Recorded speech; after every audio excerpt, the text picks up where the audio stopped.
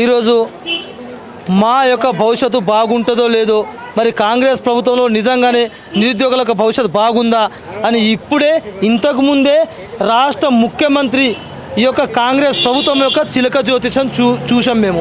చిలక కూడా కాంగ్రెస్ ప్రభుత్వం పేరెత్తగానే ఎగిరిపోతూ ఉంది. నా వల్ల కాదు అంటుంది చిలక కూడా. అమ్మో జూబ్లీస్ మరి చిలక నేను అడిగిన, జూబ్లీస్ ఓడిపోతున్నా గెలుస్తున్నంటే 100 కదపతి ఓడిపోతున్నా చిలక చెప్తా ఉంది. కాబట్టి మేము ఏమంటున్నాం, 30 లక్షల మంది 4 కోట్ల మంది భవిష్యత్తు చిలక జ్యోతిషం ద్వారా రేవంత్ రెడ్డి వస్తే ఏ విధంగా ఉంటుందో క్లియర్ కట్గా చిలక జ్యోతిషం చూసినాం మేము. కాబట్టి రేవంత్ రెడ్డి వస్తే రాష్ట్రంలో ఎవరు కూడా సంతోషంగా ఉండరు. ఏ ఒక్క విద్యార్థి ఉండడు, నిరుద్యోగి ఉండడు, ప్రజలు ఉండరు, ఎవరు కూడా మనస్ఫూర్తిగా కంటి నిండా నిద్ర ఉండదు. కాబట్టి రేవంత్ రెడ్డి పోవాలని చిలక వచ్చిందని చెప్తాంది. అందుకోసం ఇప్పుడు నిరుద్యోగుల మీద మార్నింగ్ కాంగ్రెస్ కార్యకర్తలు దాడి చేశారని విన్నాం. దాని గురించి ఏం చెప్తారు? ఇవాళ కాంగ్రెస్ ప్రభుత్వం నిజంగా మేము ఏమంటున్నామంటే మా నిరుద్యోగులను దాడి చేస్తూ ఉంటారు. ఎందుకంటే ఎప్పుడైతే కాంగ్రెస్ ప్రభుత్వం ఓడిపోతుండే భయం మొదలైందో, ఎప్పుడైతే రేవంత్ రెడ్డి ఖచ్చితంగా చిలక జ్యోతిషం చెప్పినట్టే రేవంత్ రెడ్డి కూడా అర్థమైపోయింది, నేను ఓడిపోతున్నా నిద్ర వస్తలేదు. కాబట్టి ఎలాగైనా సరే వీళ్ళని తొక్కలు, ఎలాగైనా సరే వీళ్ళ బెదిరింపు కాల్ చేయాలి, కాబట్టి వీళ్ళపైన దాడులు చేయాలి. కాబట్టి మా నిరుద్యోగులపైన దాడి చేస్తుంది కాంగ్రెస్ ప్రభుత్వం. మా దాడి చేసినా, బెదిరించినా, ఏం చేసినా మా 30 లక్షల మంది ఆత్మ గౌరవం పైన దెబ్బతీస్తున్నారు రేవంత్ రెడ్డి. మేమేం రౌడీలమా, గుండాలమా, వేల కోట్లు ఉన్నాయి, బిజినెస్ చేస్తున్నామా, లేకపోతే మేము తెలంగాణ రాష్ట్రం దోచుకుంటున్నామా? దోచుకునే వాళ్ళంతా మీ దగ్గర ఉన్నారు, దాచుకునే వాళ్ళంతా మీ దగ్గర ఉన్నారు, బెదిరించే వాళ్ళంతా మీ దగ్గర ఉన్నారు, ఈ తెలంగాణ రాష్ట్రాన్ని ఆగం చేసిన వాళ్ళంతా మీ దగ్గర ఉన్నారు.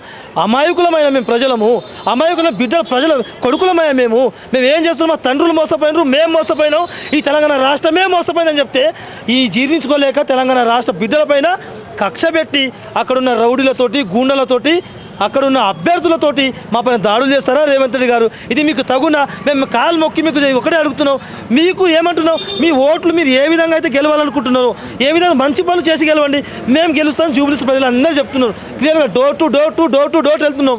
ఇక్కడ ఓయూ ఉస్మానియా యూనివర్సిటీ ఓయూ చేసి కాసే ఇక్కడ జూబ్లీస్లో వస్తున్నాడు, హార్మోనియం గుర్తుకు 37 ఓటు గెలిపిస్తామని చెప్తున్నాడు. ఈ రాష్ట్ర ప్రభుత్వంలో నిద్రపడుతున్న కుట్రలు చేస్తున్నారు, కుతంత్రాలు చేస్తున్నారు. మా నిరుద్యోగుల పైన, మా పైన, మా 30 లక్షల మంది ఆత్మ గౌరవం పైన ఈ రాష్ట్ర ప్రభుత్వం దాడి చేసింది. ఒకరిపైన ఇద్దరిపైన కాదు ఈ దాడి చేసింది, 30 లక్షల మంది విద్యార్థులపైన దాడి చేసింది. రేవంత్ రెడ్డి గారు మీరు ఏం చేస్తున్నారో అర్థమవుతుందా? ఈ రాష్ట్రానికి మీరు సీఎం, మీరు ముఖ్యమంత్రి, ఈ తెలంగాణ రాష్ట్రానికి మీరు తండ్రి లాంటి వారు.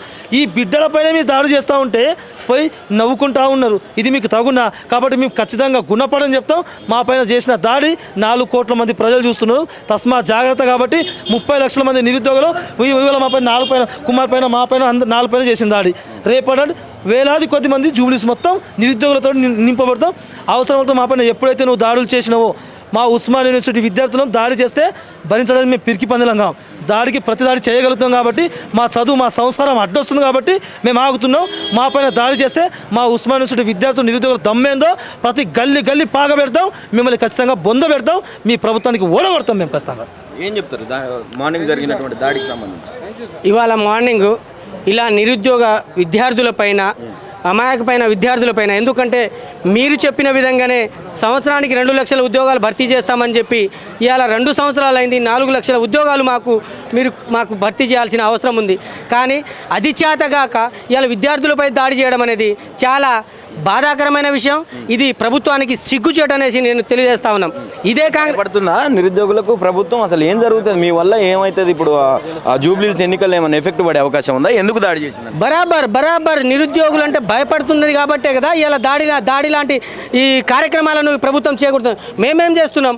మేము నిరసనల ద్వారా, అంటే మొన్న అర్ధనగ్న ప్రదర్శన, ఆ రోజు భిక్షాటన, ఇలా చిలక జోస్య కార్యక్రమం లాంటి కార్యక్రమాలు పెడతా ఉన్నాం. ప్రతి ఇంటింటికి పోయి పోతా ఉన్నాం. కాంగ్రెస్ హటావో, నిరుద్యోగి బచావో, కాంగ్రెస్ హటావో, తెలంగాణ బచావో, హలో నిరుద్యోగి, చలో జూబ్లీహిల్స్ అనే నినాదాలతో మేము ఇవాళ వచ్చినాం. మీకేమైనా ఇబ్బంది పెడతలేం కదా? మా నిరుద్యోగుల సమస్యలు, యావత్ తెలంగాణ ప్రజల సమస్యలు, ఇలా ఆటో కార్మికులది కానీ, ఇలా ముసలోళ్ళ పెన్షన్ కానీ, ఆడవాళ్ళ పెన్షన్లు కానీ మీరు ఇస్తామన్న నిరుద్యోగ భృతి కానీ, ఇట్లాంటి వాటికి అడుగుతున్నామే తప్ప మేమేమైనా గుత్తమ కోరికలు కోరుతా ఉన్నామా? మీరు ఇచ్చిన హామీలనగా మేము అడుగుతా ఉన్నాం. దానికి చేత కాక ఇలా దాడు లాంటి కార్యక్రమాలు చేపట్టడం వల్ల మీకేమంట మీ పదవి ఉందనే అహంకారమా? ముఖ్యమంత్రి అనే అహంకారమా? బిడ్డ ఇదే కాంగ్రెస్ ప్రభుత్వాన్ని బొందబెట్టడంలో మేము బరాబర్ ముందుంటాం ఈ జూబ్లీస్లో అనేసి మేము రేవంత్ రెడ్డికి హెచ్చరిస్తా ఉన్నాం. అదేవిధంగా దీంతోనే పోదు, రేపు స్థానిక సంస్థ ఎన్నికల్లో కూడా మా నిరుద్యోగులు ప్రతి జిల్లాలో రథయాత్రలు చేసేసి బరాబర్ ఈ కాంగ్రెస్ పార్టీని ఓడగొట్టడంలో మా నిరుద్యోగుల పాత్ర ముందుంటుంది. ఇంకోసారి తెలియజేస్తా ఉన్నాం, ఇలా చిలక చూస్తాం చేస్తూ ఉంటే రేవంత్ రెడ్డి అవి పుత్తుర్రుమని ఎలుగుతూ ఉంది. రేవంత్ రెడ్డి మాట వింటేనే చాలా, అసలు చిలకనే ఉంటలేదు, ఎగిరిపోతా ఉండేసి ఏదో అష్ట కష్టాలు పెట్టి పాపం ఆయన్ని ఆపి రేవంత్ రెడ్డి జాతకం చెప్తామంటే ఈ రేవంత్ రెడ్డి మళ్ళా గెలిస్తే తుర్రుమని ఎగిరిపోతాడు. ఇక్కడ నుంచి పైసలు మొత్తం ఢిల్లీకి తుర్రుమని తీసుకెళ్తాడనే ఉద్దేశంతోనే ఆయన చెప్తా ఉన్నాడు. నిరుద్యోగులు ఆగమవుతారని చెప్తారు. సబండ వర్గాలు కూడా ఈ కాంగ్రెస్ ప్రభుత్వం జూబ్లీహిల్స్లో గెలిస్తే అందరికి అన్యాయమే జరుగుతుంది. హైడ్రా గురించి కూడా అడిగినాం.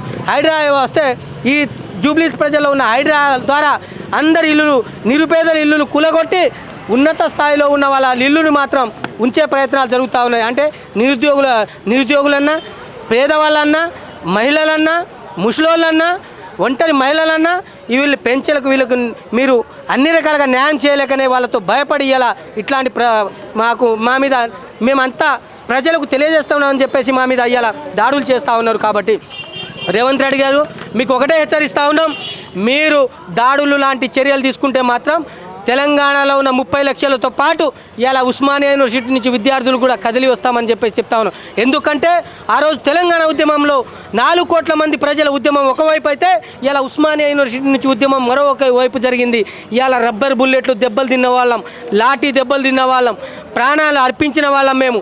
భవిష్యత్తులో ఇట్లాంటి కార్యక్రమాలు చేస్తే మాత్రం మరో తెలంగాణ ఉద్యమానికి సృష్టించడానికి మా నిరుద్యోగులు ముందుంటారనేసి కూడా ఈ రాష్ట్ర ప్రభుత్వానికి హెచ్చరిస్తూ ఉన్నాం.